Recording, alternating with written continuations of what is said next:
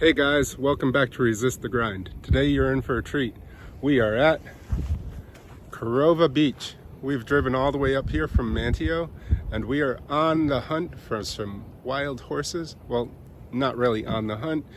We will stay the mandatory 50 feet away, try and zoom in as good as we can with our camera and get some up close shots of horses. We'll do our best to get you some good footage as we're driving up the beach. It's pretty amazing to drive on the ocean here. It's a bit different than down south. Sometimes the beach is very compact, almost like driving in Daytona, but some places it's very loose and sketchy. Be sure to check out my How to Drive on the Beach video so that you can be safe out there. In order to get to Corova Beach Park, we're going to drive up NC 12. It's about an hour and a half drive from Nags Head. And we'll leave Dare County and enter Currituck County. As we drive through the quaint town of Duck, we always have to stop at Tulio's Bakery. In here, you can find a huge assortment of desserts. The hard part is figuring out exactly which ones you want. So I had to go with the one with bacon on it because I love bacon.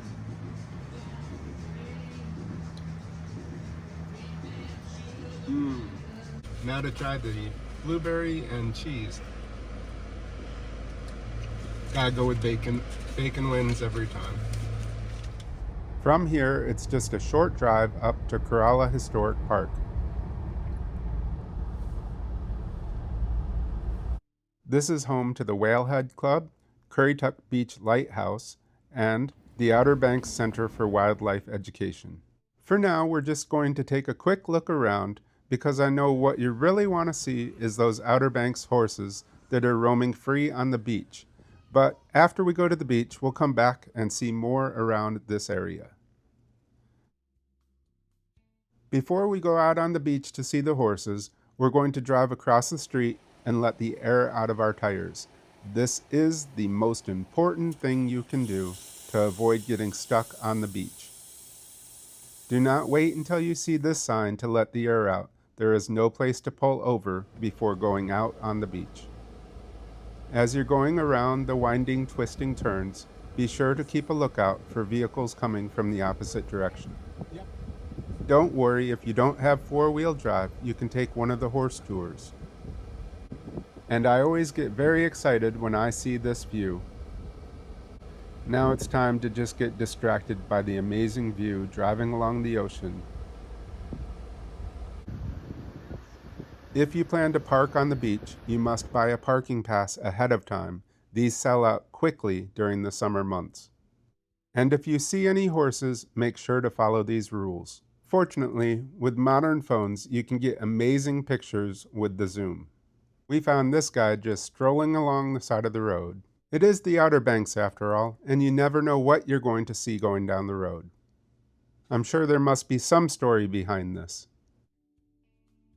Well, we finally made it back to Corova Beach Park.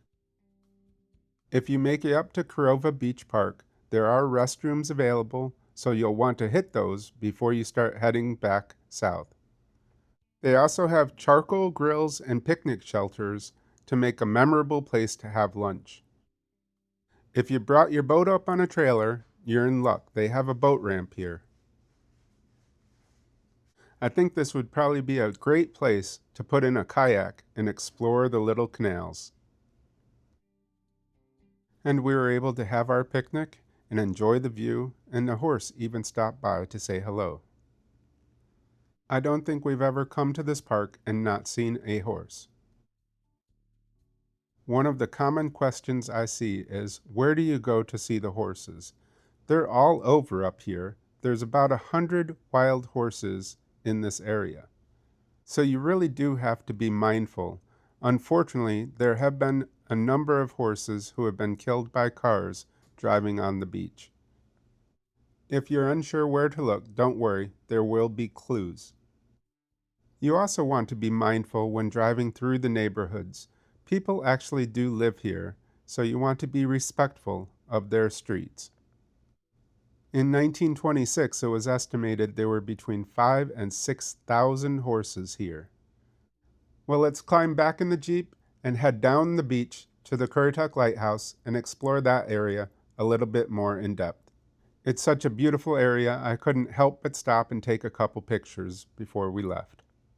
And on the drive back, we were fortunate to run into a few more horses strolling up the beach.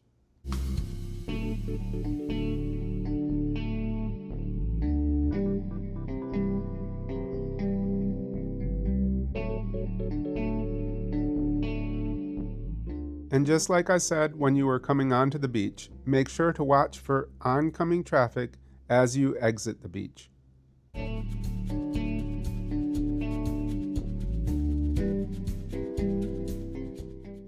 For me, leaving the beach is always a little bit bittersweet because it's such a beautiful day.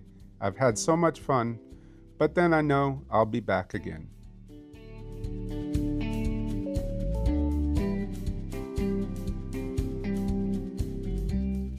One thing I forgot to mention, if you rent a Jeep, you have to learn to wave to other Jeeps. It is free to stroll around the grounds of the Currituck Lighthouse, but you can climb it for a small fee.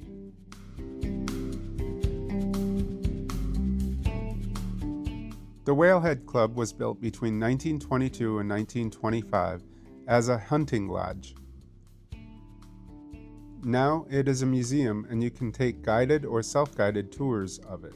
Let me know if you're interested in the comments below and maybe I'll do another video of that. I'm pretty sure this would have been an interesting place back during the Roaring '20s.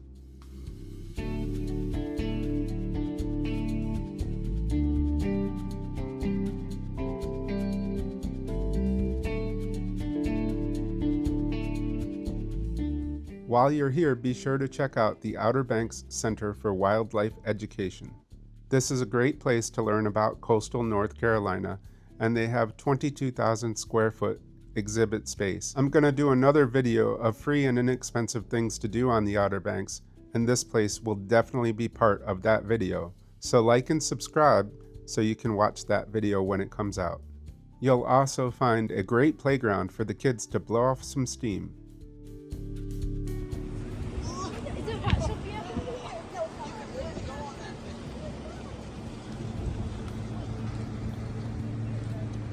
Well, our day is coming to an end. It's been very exciting, but don't forget to air up before you head home. It is nice, they have plenty of free air compressors for you to blow up your tires. I hope you've enjoyed this video. If you're coming to the Outer Banks, be sure to check out my Outer Banks playlist.